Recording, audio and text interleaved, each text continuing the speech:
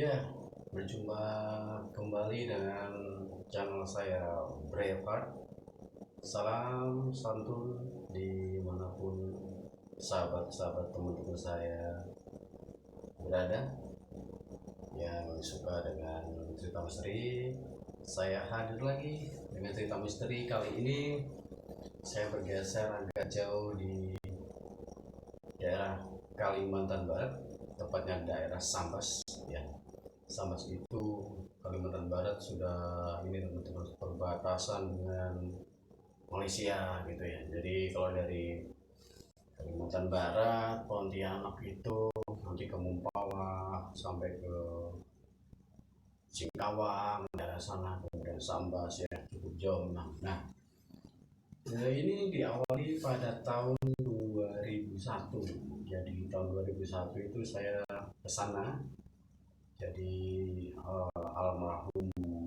almarhumah ayah saya itu dulu bekerja di perkebunan sawit daerah Kalimantan Barat. Nah, saya menyusul karena yang mau bertemu ayah saya, kemudian mau mencari pekerjaan seperti itu ya.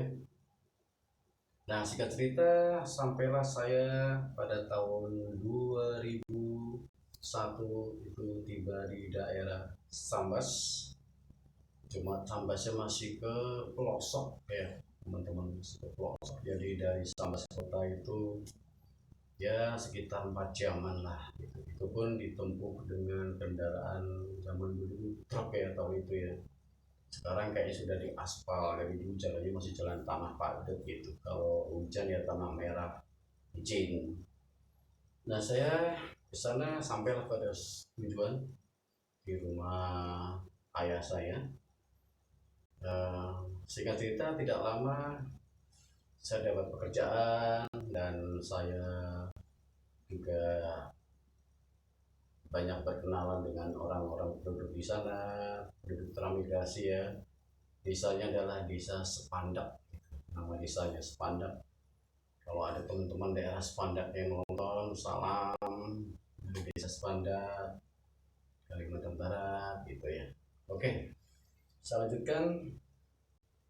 Pada waktu itu kisah misteri ini berawal pada suatu malam. Malam itu setelah saya dan teman-teman di sana itu kan kita rutin kalau hari Rabu dan Jumat itu main badminton ya teman-teman, main badminton. Dan pada pukul sekitar 9 waktu kita istirahat ini itu datanglah kakak angkat saya. Kebetulan kakak angkat saya ini adalah orang Dayak ya, asli orang Dayak Kalimantan.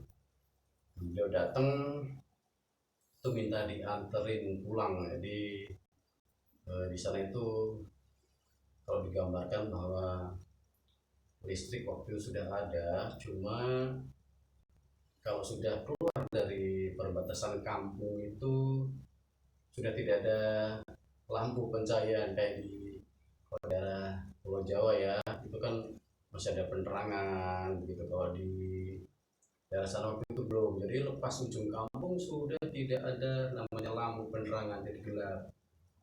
Dan kampung ini yang bisa tempatin kampung Sepandak itu dikelilingi oleh kebun sawit. Jadi di sana semuanya penduduk itu 90% adalah bekerja di kebun sawit begitu ya. Nah, pada saat kita kumpul, kakak angkat saya ini datang. Beliau ini minta dianterin pulang karena beliau takut. Jadi beliau takut kalau pulang malam gitu, padahal dia memang asli sana gitu. Nah, waktu kita kumpul dengan teman-teman ada banyak orang lah, karena kita baru istirahat main badminton ya. Nggak ada yang berani ngantar teman-teman, nggak ada yang berani. Begitu akhirnya kakak saya ini bilang ke saya, tolong deh dianterin pulang, nanti kamu nginep di rumah saya gitu kan. Ya karena satu hal nggak ada yang mau nganter, dan bukan berarti nganter nggak mau tapi nggak berani, akhirnya ya mau tidak mau sebagai adik angkatnya saya mengantarkan kakak saya ini pulang. Jarak dari kampung Sepandak itu ke kampung beliau itu sekitar ya 30 menit lah. Nah, jauh sih nggak sedang gitu ya teman-teman. Oke lah, akhirnya sekitar jam 9 itu saya antar naik motor gitu. Kita jalan pelan-pelan sambil ngobrol pelan-pelan, jalan pelan-pelan karena emang jalannya belum aspal, jadi jalan di sana waktu itu jalannya tanah, semuanya tanah padat lah, tanah padat, jadi kayak tanah terus ada batu-batu tumpuk gitu, jadi memang eh, tanah keras gitu. Nah, waktu ngobrol-ngobrol ini sampailah kita yang disebut itu ada jembatan ya, jembatan terakhir Sepandak. Setelah Sepandak itu kampung jalan lewat, kemudian kanan kiri pohon sawit gelap, jadi kita hanya berbekal penerangan lampu motor.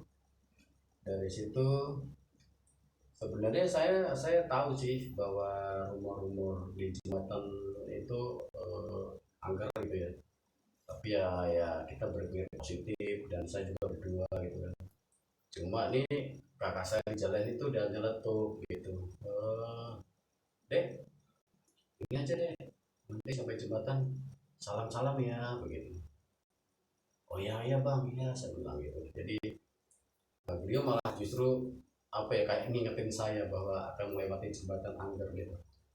Nah, perlu saya beri gambaran sedikit bahwa jembatannya itu terbuat dari kayu dan sungai di sana itu lebar. Jadi paling tidak itu sekitar ada 5 sampai 6 meter jembatannya, jembatan kayu begitu. Nah, pada waktu mau sampai jembatan sebenarnya ya biasa aja. Jadi mulai dari Sepandak itu kita boncengan motor, tidak ada kendala gitu, lancar ya teman-teman. Cuma begitu mau sampai jembatan dan di tengah jembatan itu tiba-tiba mesin motor mati, mati gitu, mas di tengah jembatan. Ya saya sih sama Kak Bunding ini, namanya kakak Bundingnya itu ya turun, bener bang turun bang. Oh iya ya, duh kenapa ini mati di jembatan gitu. Udah saya periksa, saya starter segala macam tuh nggak mau hidup teman-teman, nggak mau hidup. Terus kemudian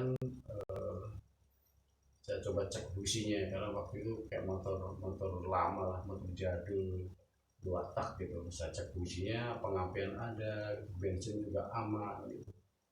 Starter sampai capek teman-teman, sampai capek. Nah, karena setelah kita starter berkali-kali nggak mau hidup, udah kita cek segala macam nggak mau hidup, ya kita putuskan untuk jalan. Udah kita jalan aja gitu. Oke kita jalan. Nah pada waktu mau jalan itu dari arah kiri kan memang banyak pohon ya. Dari arah kiri atas itu ada suara seperti suara monyet. Bu, bu, bu, bu. Jadi dia loncat-loncat sana. Jadi kami berdua itu melihat melihat langsung semuanya udah ke arah kiri pohon itu, monyet gede satu, gede satu, dan matanya merah gitu. Saya spontan bilang sama kakak saya ini, aduh ada apa tuh bang? Waduh ada mayat katanya, yang besar. Nah, kita juga panik. Saya spontan sih buka jok, ngambil obeng, jadi obeng yang buat busi ya, obengnya nggak terlalu panjang, jadi saya jaga-jaga gitu.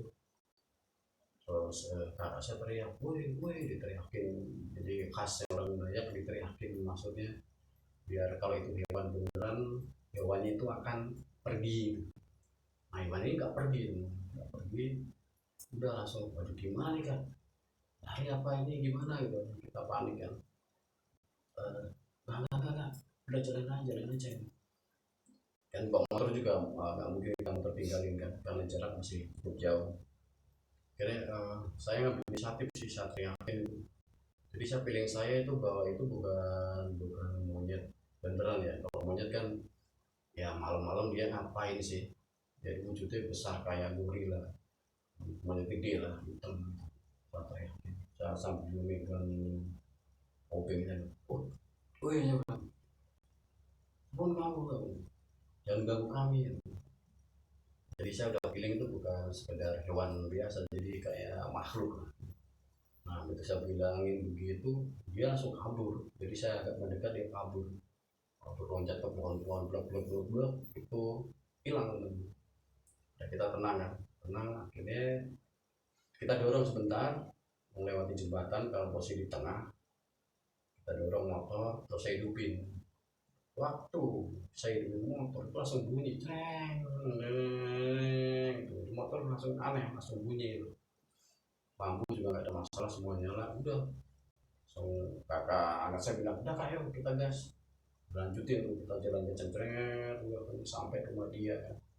Rumah dia aman teman-teman ya, aman. Nah untuk di sampai rumah dia ya jadi bahan cerita. Kebetulan istrinya juga belum tidur, terus ada tetangga-tetangga, dan tetangga-tetangga ini ikut gabung karena beliau waktu itu kan bisa istilahnya kadus. Kadus itu di bawah lurah ya, kepala dusun gitu. Dia kadusnya, saya dibikinin kopi, ngobrol-ngobrol. Itu ya sekitar mau jam 10 ya. Jadi memang perjalanan cuma sekitar setengah jam lah. Dan kejadian itu kita hampir jam 10 sampai, kemudian bikin kopi, ngobrol. Kakak sih bilang, udah deh tidur sini aja, nggak usah pulang gitu, nanti ada kejadian lagi gitu. Cuma kan saya berpikir, wah besok juga mesti kerja gitu, karena kerja di daerah sana itu nggak kayak di kota kerja jam 8 gitu. Di sana itu subuh udah berangkat kerja, nanti jam 1 siang, 12 siang udah pulang gitu, jadi kerjanya mau pagi. Saya bilang, enggak kak, saya ini bang, saya pulang aja gitu. Terus pulang, dia pulang nggak berapa lama setelah kita ngobrol segala macem, ya saya pulang karena toh juga nggak ada yang berani nganterin saya kan. Nggak mau, saya pulang saya jalan pelan-pelan, jalan pelan-pelan bawa motor, jadi maksudnya biar nggak macet, dan apa ya, takutnya motor macet lagi gitu, karena motor tua juga kan.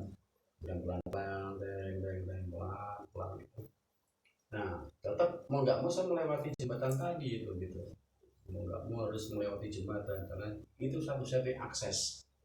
Kalaupun saya lewat jalur lain pasti muter, motornya jauh sekali, nggak mungkin lah. Dan jalan yang poros itu di situ aja, pelan-pelan jalan. Nah pikiran saya tuh begitu mendekati jembatan itu nggak enak. Padahal sebenarnya mulai dari rumah itu saya udah mantep, udah tenang lah, udah aman lah, nggak ada apa-apa gitu.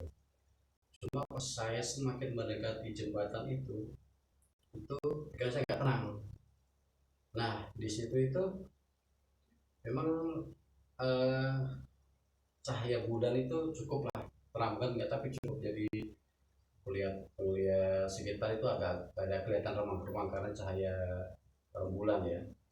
Saya jalan pelan-pelan, saya kaget teman-teman. Di depan itu ada, dari jauh ya kelihatan kayak sosok perempuan itu melambai begini, melambai, melambai gitu.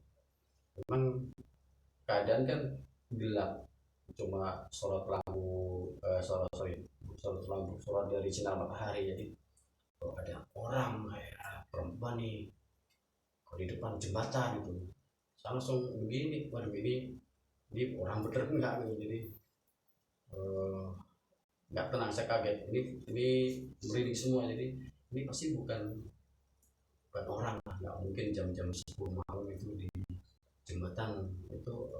Dia apa gitu. Kalau orang pulang pergi dari mana kan nggak mungkin di situ. Semakin dekat, semakin dekat, semakin dekat, saya berhenti. Jadi motor saya berhentikan itu di jembatan bagian depan, sebelum nyebrang ya. Saya berhenti motor, saya standarin. Nah kalau motor zaman dulu memang distandarin juga, motor ini tetap hidup gitu, nggak kayak metik sekarang. Ini motor-motor lama gitu. Saya hidupin, nggak saya matiin, standar samping. Saya jalan, mau nggak mau kan harus saya temui itu, karena dia nyegatin jalan. Saya temuin teman-teman, itu sosok perempuan teman-teman. Perempuan, bajunya itu penuh darah, cuma kepalanya ini dia miring ke samping begini, dan di sini kayak bekas kalau orang di parang atau digorok gitu, pas begini, jadi dia pulang dia miring begini, rambut terurai begitu, cuma tangannya itu megangin perut ya, megangin perut. Jadi saya ya sontak kayak terdiam begini, saya liatin perutnya itu terbulai berdarah semua. Waduh, itu saya kaget banget. Dan dalam sepersekian detik saya nggak bisa gerak, cuma diem. Ini apa gitu dalam pikiran saya, ini bukan orang, ini ya makhluk halus gitu mendekat saya gitu. Nah saya akhirnya saya mundur pelan-pelan gitu. Mundur pelan, cuma berat gitu. Berat, keringet semua udah nggak karu-karuan deh. Jadi kaget dan bingung, takut, campur aduk. Cuma saya mundur ini nggak bisa, mau melangkah 3-4 langkah nggak bisa, cuma 1-2 langkah saya udah berhenti. Dia ngomong gitu, mas,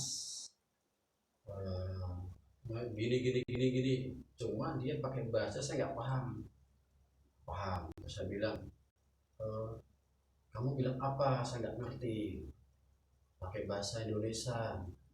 Dia ketawa gitu kan, yang ini cuma mukanya nggak begitu kelihatan, mukanya ketutup rambut, kepalanya masih miring begini. Dia bilang pakai bahasa Indonesia, mas, tolong saya didoakan, saya itu di sini dulu, saya ikut dibunuh. Jadi waktu itu dia bilang bahwa di situ dulu dia waktu terjadi peristiwa dulu ya, ada perang suku, saya nggak nyebut suku apa, jadi ada perang suku, dia itu posisi hamil, ikut terbunuh seperti itu ya. Jadi saya dalam keadaan yang belum penuh, terasa takut, kaget, ya saya berusaha tutup mata, saya berdoa, saya doakan gitu. Terus selesai doa saya buka mata. Nah pas sudah selesai doa buka mata, itu sosok itu kepalanya udah lurus begini, nggak begini lagi, kepalanya udah lurus. Terus ini darah-darah itu sudah nggak kelihatan, jadi pakai bajunya itu baju daerah ya, baju daerah cuma bersih. Waktu itu kan kelihatan memang darah-darah itu enggak, jadi nggak ada luka lagi. Dia tersenyum, dia bilang sama saya, mas makasih ya gitu, kasih, saya mau pamit dulu gitu. Nah saya nggak bisa jawab, jadi kaget, karena kaget shock, saya bisa jawab, saya cuma begini, nunduk begini, saya tunjukin kepala beri tanda mengiyakan. Dia kayak terbang ke arah kanan, jadi kayak mengikuti arah jembatan sungai itu. Saya lihat sampai bilang, saya baru sadar, baru full pikiran saya, waduh ini saya dicegah makhluk gitu kan. Udah, saya ngambil rokok, saya rokok dulu, saya nyalakan, saya nggak langsung jalan teman-teman, jadi biar mantep saya lihat jembatan semuanya, saya lihat kok nggak ada apa-apa dan sebagainya. Dan itu juga nggak ada orang lewat, karena memang kedesaan itu jarang, udah jam 7 jam 8 ke atas tuh jarang sekali orang yang lewat malam-malam gitu. Karena memang satu ya jalurnya juga rawan gitu ya, karena lewatin hutan pohon sawit gitu ya. Udah ngerokok tenang, saya jalan arah pulang. Wah, motor masih kondisi nyala, saya naikin pulang gitu. Nah sampailah di tempat kumpul di lapangan badminton teman-teman. Di lapangan badminton ini masih berkumpul bapak-bapak teman saya main badminton, jadi mereka nungguin saya. Dan mereka langsung tanya, gimana mas, aman? Iya aman ya, nggak apa-apa, aman kok. Cuma kan mereka juga ada bapak menyentuh saya lah, kok ini keringetan gitu mas. Jadi tahu lah muka saya masih keringetan, kelihatan nggak pucat gitu, pucat keringetan. Iya, akhirnya saya duduk minum, saya cerita semua, saya cerita begini-begini ya, pada kaget. Cuma kagetnya mereka bilang, mas nggak aneh, di situ memang sering terjadi orang cegat, motor mati, mobil mati di jembatan gitu. jembatan itu yang terkena angker teman-teman ya. Itu ya kita ngobrol-ngobrol lagi sekitar mendekati jam 12 kita bubar pulang ke rumah masing-masing gitu. Nah, saya pun pulang ke rumah saya itu. Nah itu seperti rumah saya teman-teman, itu rumah kosong yang ditinggalin sama penduduk yang tidak betah gitu loh. Jadi penduduk yang pulang ke kampungnya lagi. Jadi di sana waktu itu banyak rumah kosong. Jadi kalau ada penduduk baru datang itu mah pada senang karena ada yang nempatin. Ya, saya pulang ke rumah itu jadi rumahnya panggung ya, rumahnya tinggi panggung khas rumah daerah panggung di Kalimantan. Jadi memang terbuat dari kayu semuanya. Jadi paling tidak tingginya ya hampir semeter ya. Saya naik masuk buat pintu biasa gitu ya. Saya sempat bikin kopi lah sambil berpikir kejadian tadi itu benar-benar aneh. Artinya dua kali cegat, yang satu dicegat oleh sosok gorila hitam mata merah itu, yang kedua sama perempuan itu tadi ya. Nah akhirnya karena saya berpikir besok mau kerja ya, saya mau istirahat gitu, mau istirahat tidur. Nah, waktu udah hampir jam 12 malam, waktu mau tidur ini saya dengar suara pohon jambu. Jadi di sekitar pekarangan rumah ini sebelah belakang sama sebelah kiri itu ada pohon jambu. Kayak pohon jambu kalau dibuat mainan gitu, kayak buat mainan orang manja terus dibuat ayun-ayunan kan, dia bunyinya kan kresek gitu ya bunyinya. Waduh ini siapa gitu, apa ada hewan? Karena di situ selama saya di situ itu nggak ada namanya ada monyet sampai datang ke kampung, nggak ada. Jadi monyet itu jauh di hutan, bunyi terus bunyi. Ya udah sambil center, saya di samping nggak ada, depan nggak ada. Nah di belakang ini saya lihat gorila tadi teman-teman. Kaget saya lihat gorila itu kan, kaget langsung saya lari jadi ke tetangga depan rumah. Di sana rumah itu nggak kayak di sini berjejer dekat-dekat, jadi jaraknya jauh, jarak 250 meter depan di sini geser 250 meter, jadi rumahnya jauh-jauh. Saya lari ke depan itu, ketok itu ke tetangga itu, saya cerita pak ada monyet gede di ini di mana belakang rumah saya. Kami berdua tuh ya si bapak itu dia bawa parang panjang itu buat jaga-jaga, kita cari nggak ada tuh, nggak ada monyet besar hitam tadi itu nggak ada. Besar itu nggak ada mas. Iya pak, nggak tahu mungkin apa, saya nggak tahu ini. Nah si bapak tadi juga akan ikut cerita di lapangan badminton tadi. Jadi waduh mas jangan-jangan ikutin gitu. Udah akhirnya ya udah pak nggak apa-apa, kunci pintu aja ya. Kita mau tidur, udah balik kunci pintu. Memang mau tidur ini nggak ada kejadian ya, dan nggak ada itu. Cuma setelah tidur ini saya bermimpi teman-teman. Bermimpinya itu dari belakang rumah ini datang rombongan monyet besar banyak gitu, besar hitam-hitam banyak. Cuma yang paling besar itu satu itu. Jadi dia nggak tahu pakai bahasa apa, saya juga nggak paham itu. Jadi dia langsung datang itu mau menyerang saya. Nggak mau kan saya melihat sosoknya nggak cuma satu, jadi saya rasanya ngeri, takut. Jadi saya lari. Jadi saya tuh dalam mimpi itu lari, dikejar kemana-mana, saya dikejar. Saya ada ngumpet di balik semak balik pohon gitu, dikejar terus gitu. Banyak dicegatin di mana-mana, lari terus dikejar-kejar. Saya bingung, waduh ini gimana saya mau lolos dari kejaran mereka gitu kan. Lari. Nah pada saat itu saya kayak terdesak kayak di pinggir sungai. Jadi di sana juga banyak sungai. Di pinggir sungai itu saya kayak mau loncat enggak gimana gitu karena dalam kan, baru pikir gitu. Jadi waktu saya loncat tuh mereka macam semakin dekat gitu, mereka datangin gitu. Dari sungai itu seberang itu ada sosok kakek-kakek ini, kakek-kakek pakai baju baju adat lah, baju adat orang Kalimantan gitu, baju adat. Dia kayak setengah terbang gitu, celak di samping saya. Dia bilang, mas udah tenang, kamu tenang, kamu tenang, kamu diam, kamu tenang, jangan lari, kalau lari kamu malah nanti susah sendiri, jangan lari, diam. Saya bilang iya iya pak, iya pak, terus gimana ini pak, udah tenang.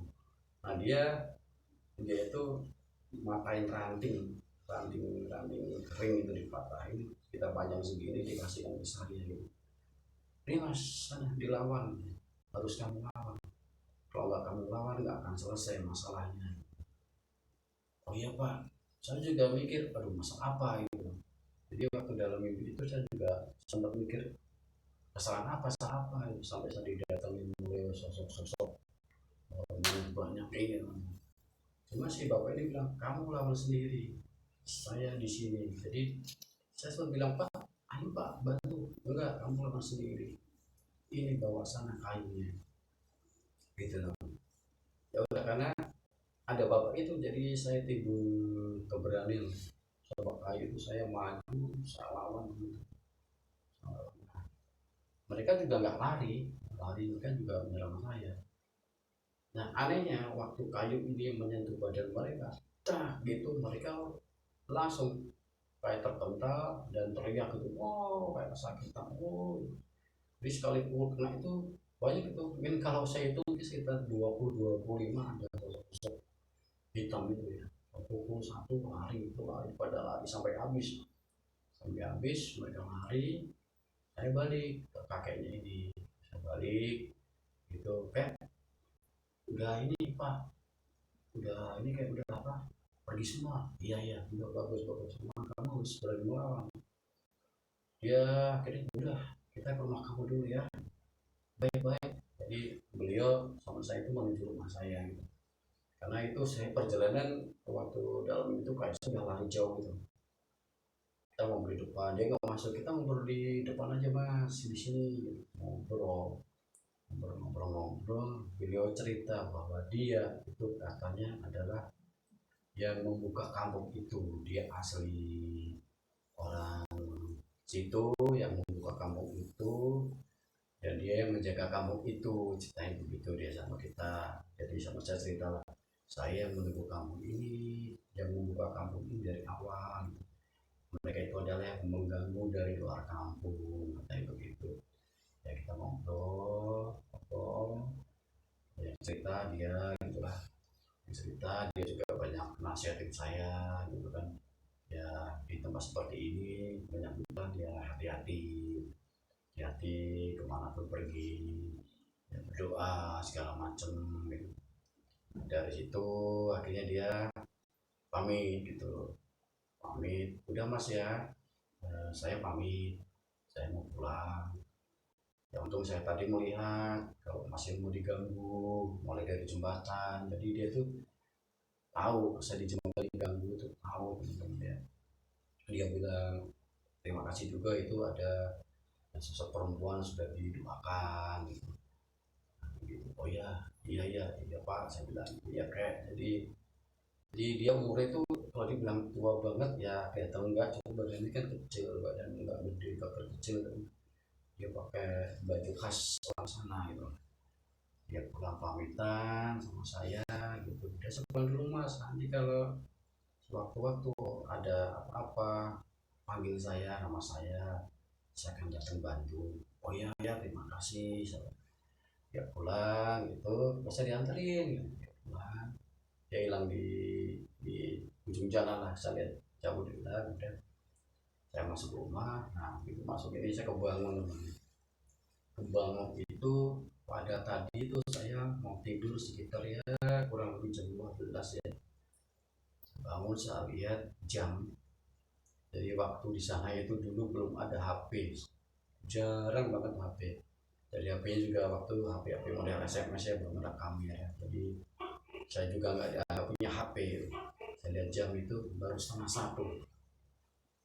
satu, jadi kejar itu ya berkisar paling sekitar 20 atau 30 menit kejar dari kejadian itu. Jadi kayak kejadian itu lama gitu, cuma sekitar segitu aja gitu, sebentar gitu.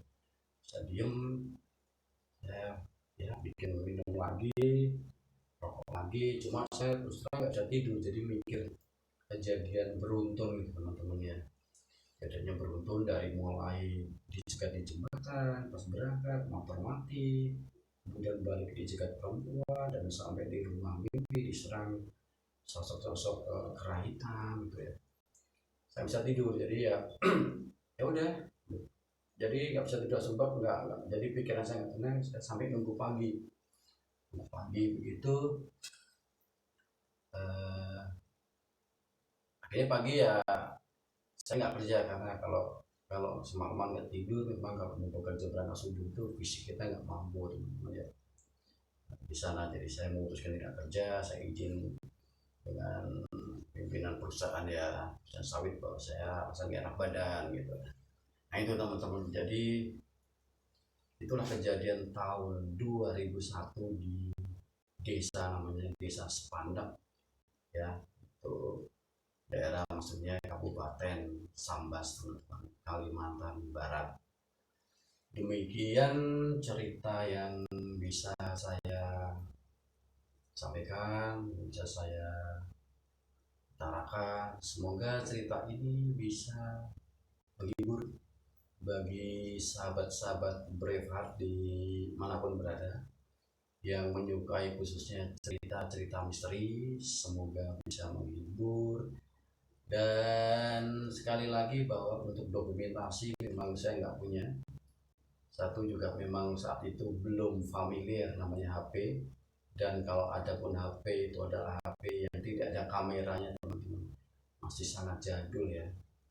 Ya teman-teman, sahabat Brave di manapun berada, kita ambil hikmahnya, kita selalu hati-hati dimanapun kita berada ya, dan kita harus selalu percaya bahwa kalau niat kita baik, ya, niat kita baik, tujuan baik ya, pasti ada kemudahan, ada perlindungan. Seperti itu ya teman-teman.